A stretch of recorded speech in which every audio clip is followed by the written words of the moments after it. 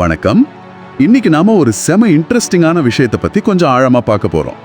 Tesla, space X, இப்போ ட்விட்டர்னு தொழில்நுட்ப உலகத்துல கலக்கிட்டு இருக்கிற எலான் மஸ்க், அவர் இப்போ அமெரிக்கா அரசியல்லையும் ஒரு பெரிய புயலை கிளப்ப போறதா ஒரே பேச்சா இருக்கு. ஆமா, அவர் ஒரு புது அரசியல் கட்சியை ஆரம்பிக்க போறதா சில யூடியூப் காணொளிகள்ல விவாதிக்கிறாங்க. சில செய்திகளும் வருது. அப்படியா? ஆரம்பத்துல ட்ரம்ப்புக்கு பயங்கர சப்போர்ட்டிவா இருந்த மாதிரி இருந்துச்சு, நிதி உதவி, பிரச்சாரம்னு. ஆமா, ஆனா இப்ப ட்ரம்ப் கொண்டு வர நினைக்கிற ஒரு புது சட்டம், அது பேரு பிக் பியூட்டிஃபுல் பில்னு சொல்றாங்க. அந்த சட்டம் காரணமா ரெண்டு பேருக்கும் செம்மையா மோதல் வந்திருக்கு.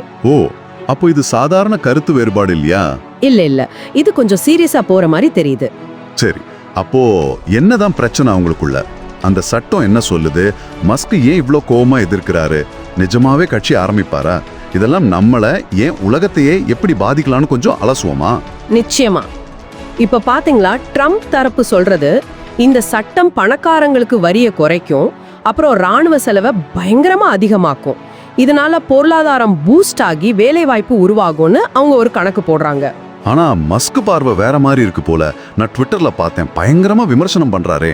ஆமா, அவர் என்ன சொல்றாருன்னா, இது பணக்காரங்களுக்கு மட்டும்தான் லாபம், நாட்டோட கடனை இது இன்னும் பல மடங்கு ஏத்திடும், அமெரிக்காவே பின்னோக்கி இழுத்துடும் ரொம்ப கடுமையா சொல்றார். இது ட்ரம்போட சில பணக்கார நண்பர்களுக்காக கொண்டு வராங்கன்னு கூட சொல்றாராமே. அது அவரோட குற்றச்சாட்டு. நம்ம அவர் சொல்றது சரியா தப்பான்னு இங்க சொல்ல வரல. ஆனா மஸ்க் இத ஒரு பெரிய பொருளாதார பிரச்சனையா பாக்குறாரு. அதாவது நீண்ட கால வளர்ச்சிக்கு பதிலா ஷார்ட் டேர்ம் லாபத்துக்காக நாட்டின் நிதி நிலையை கெடுக்கிறாங்கன்னு அவர் நினைக்கிறாரு. ஓஹோ, இதனாலதான் இந்த சண்டை இப்ப முத்தி போய் ட்ரம்ப் ஆளுங்க மஸ்க ஒரு மாதிரி போதைக்கு அடிமையானவர், அவர் பேச்சை யாரும் கேட்காதீங்கன்னு பர்சனலா அட்டாக் பண்றாங்க. அதுக்கு மஸ்க் கொடுத்த பதிலடி தான் இந்த புது கட்சி அறிவிப்பு இல்லையா? கரெக்ட். அந்த சட்டம் மட்டும் பாஸ் ஆச்சு, அடுத்த நாளே அமெரிக்கா பார்ட்டியை ஆரம்பிப்பேன் அப்படின்னு ட்வீட் போட்டது பெரிய பரபரப்பை கிளப்பிருச்சு. ட்ரம்ப் கூட கோவமாகி மஸ்க தென்னாப்பிரிக்காவுக்கே திருப்பி அனுப்புவேன்னு மிரட்டினதா செய்தி வந்துச்சு. ஆமாம், அந்த அளவுக்கு நிலைமை போயிருக்கு. இது வெறும் வார்த்தை சண்டையா இல்ல நிஜமாவே மஸ்க் கட்சி ஆரம்பிப்பாராங்கிறது தான் இப்போதைய கேள்வி. ஆனா மஸ்க் மாதிரி ஆளுங்க எதையும் பிளான் பண்ணாம செய்ய மாட்டாங்களே. அவரோட கட்சி திட்டம்னா ஏதாவது சொல்றாங்களா? சொல்றாங்க. அது ரொம்ப சுவாரஸ்யமா இருக்கு. அவர் சொல்றபடி இந்த அமெரிக்கா பார்ட்டி அமெரிக்காவோட மெயின் கட்சிகளான டெமோக்ராட், ரிப்பப்ளிக்கன் மாதிரி ரொம்ப தீவிரமான நிலைப்பாடு எடுக்காதாம். அதாவது ரொம்ப லெஃப்ட், ரொம்ப ரைட் இல்லாம நடுவுல இருக்கிற கிட்டத்தட்ட ஒரு 80% சாதாரண மக்கள் அவங்க இந்த ரெண்டு கட்சிகளோட சண்டையில இருந்து ஒதுங்கியே இருக்காங்கன்னு மஸ்க் நம்புறார் போல. ஓ, அந்த 80% மக்களை டார்கெட் பண்றாரா? ஆமா, அந்த அமைதியான பெரும்பான்மைய நான் பிரதிநிதித்துவப்படுத்துவேன்னு சொல்றார். அவரோட குறிக்கோள் மொத்த அமெரிக்காவையும் ஜெயிக்கிறது இல்லையா? அப்படியா? அப்போ எப்படி அரசியல தாக்க செலுத்த முடியும்? அங்கதான் அவரோட வியூகமே இருக்கு.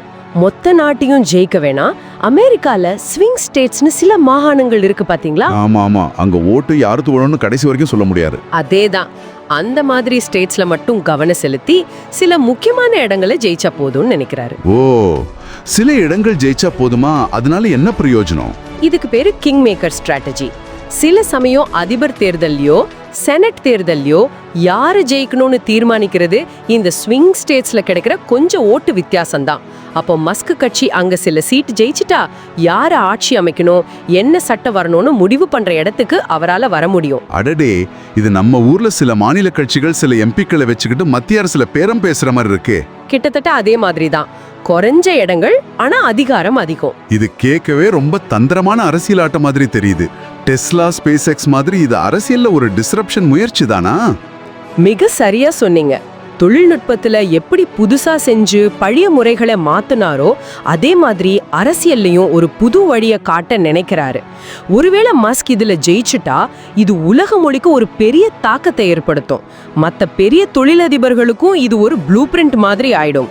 ஆமா, அது கூட செய்தியில படிச்சேன். நம்ம ஊர்ல கூட ஆனந்த் மஹிந்திரா, நிதின் காமத், ஏன் அம்பானி, டாடா மாதிரி ஆளுங்க கூட எதிர்காலத்துல நேரடி அரசியலுக்கு வரலாமான்னு ஒரு கேள்வி எழுப்பப்படுது.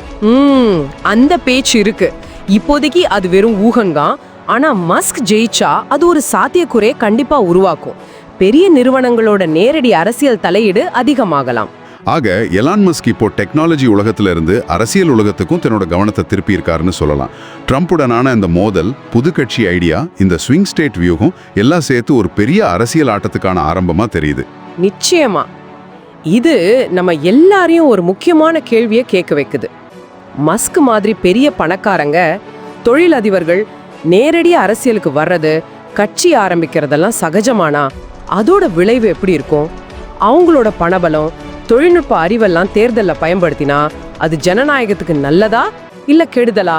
இத பத்தி நீங்க என்ன நினைக்கிறீங்கன்னு கொஞ்சம் யோசிச்சு பாருங்க.